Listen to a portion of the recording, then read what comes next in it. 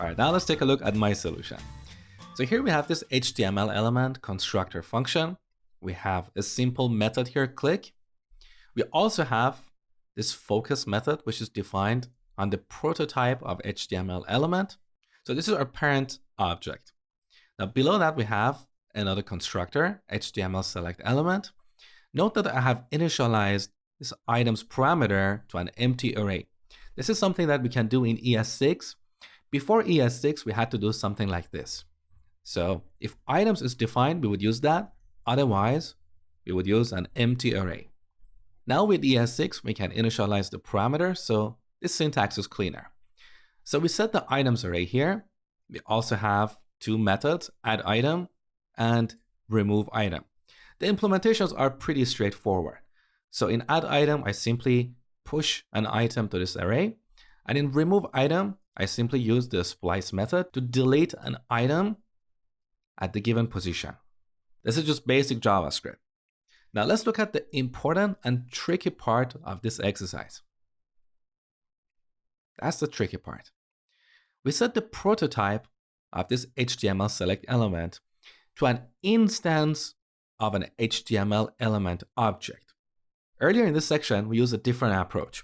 So we use object.create and passed, let's say, HTML element.prototype.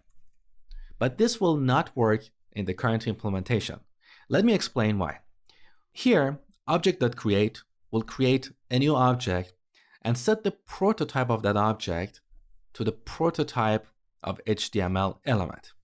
For discussion's sake, let's call the prototype of HTML element as base HTML element. So this is an object that has only one method. Look, here is the prototype of HTML element. It's an object with only one method, focus. So click is not there, right? So when we use object.create, we create a new object, and the prototype of that object would be base HTML element, which has the focus method.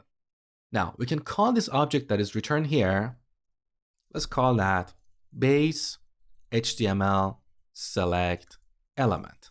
So when we create an instance of HTML select element, its prototype will be base HTML select element, which is an empty object that is linked to base HTML element as its prototype. Let's have a look at this on the console. So I'm going to create an HTML select element. Let's inspect this. So here's the prototype. This is an empty object. This is an empty object that is returned from object.create. Okay. Now object.create uses what we pass here as the prototype for that object. In this case, the prototype is base HTML element or HTML element.prototype, which is an object with a single method, focus, right? So back in the console, here the prototype of HTML select element is an empty object. It doesn't have anything, but its prototype is the prototype of HTML element, where we have the focus method, okay? So with this implementation, we don't inherit the click method in HTML select element.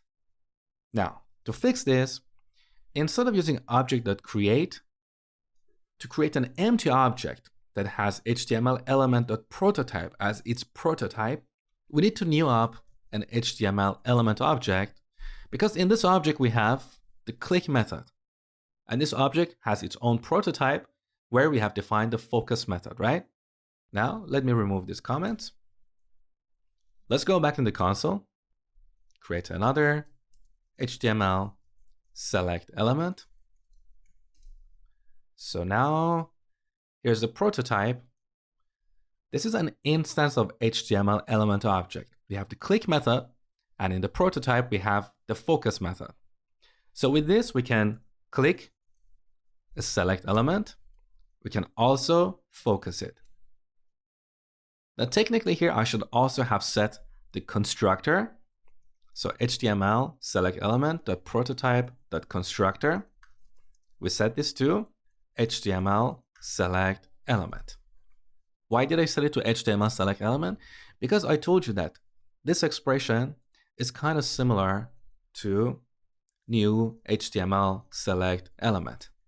So we can create an instance of HTML select element like this, or like this, new HTML select element.prototype.constructor.